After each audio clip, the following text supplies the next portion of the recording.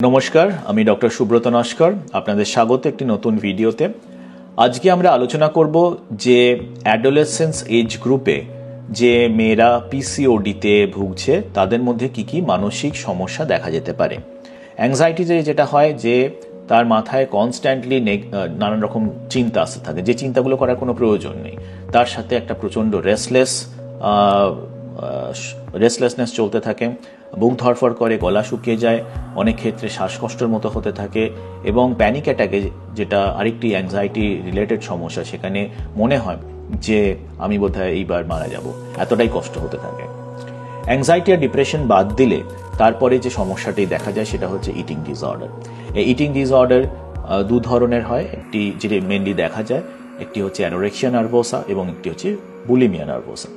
Anorexia nervosa সমস্যাতে মেয়েটি খাওয়া দাওয়ার প্রতি একটি তীব্র অনীহা চলে আসে এবং খাওয়া দাওয়ার প্রতি একটি প্রচণ্ড পরিমাণে অ্যাংজাইটি তৈরি হয়, যার ফলে সে খেতে গেলেই তার মনের মধ্যে এতটাই উদ্বেগ তৈরি হয় যে সে কিছুতেই খেতে পারে না, কারণ তার মনে হতে থাকে যে খেলেই বোধহয় সে মোটা হয়ে যাবে, যার ফলে তার ওয়েট সিগনিফিক্যান্টলি কমে যায়, তার বডি ক্যাটাবলিক স্টেটে চলে যায় এবং নানান রকম শারীরিক সমস্যা দেখা যায়। মাসেল ব্রেকডাউন হওয়া, পিরিয়ডসের প্রবলেম হওয়া, চুল পড়ে যাওয়া, সিভিয়ার অ্যানিমিয়া এবং তার থেকে নানান রকম আরও সমস্যা।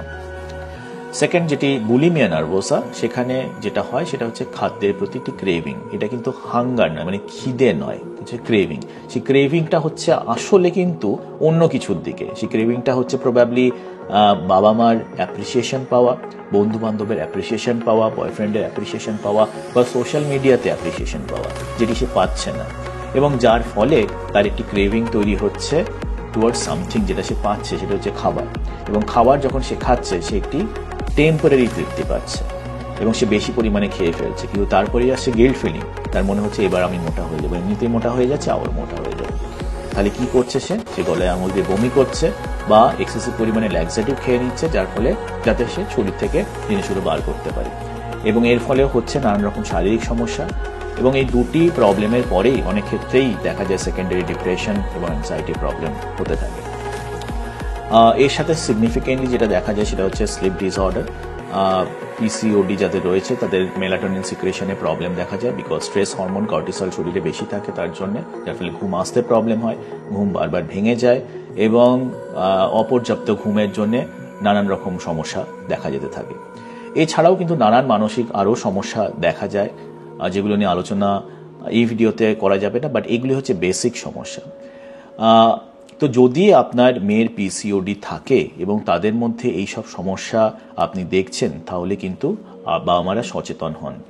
এবং সব থেকে ইম্পর্ট্যান্ট, এই এতগুলো যে কথা বললাম তার মধ্যে একটি মনে রাখবেন, সেটা হচ্ছে যদি মেয়ের মধ্যে দেখেন কোনো রকম সেলফ হার্মিং অ্যাক্টিভিটি সে করছে, যেমন নিজের হাত কাটছে, নিজেকে আঁচড়াচ্ছে, কামড়াচ্ছে বা কোনোভাবে নিজেকে সে ক্ষতি করার চেষ্টা করছে, তাহলে কিন্তু এটি একটি সিভিয়ার কন্ডিশন। সেক্ষেত্রে অবশ্যই আপনারা একজন সাইকিয়াট্রিস্টকে দেখান, একজন সাইকোলজিস্টকে দেখান।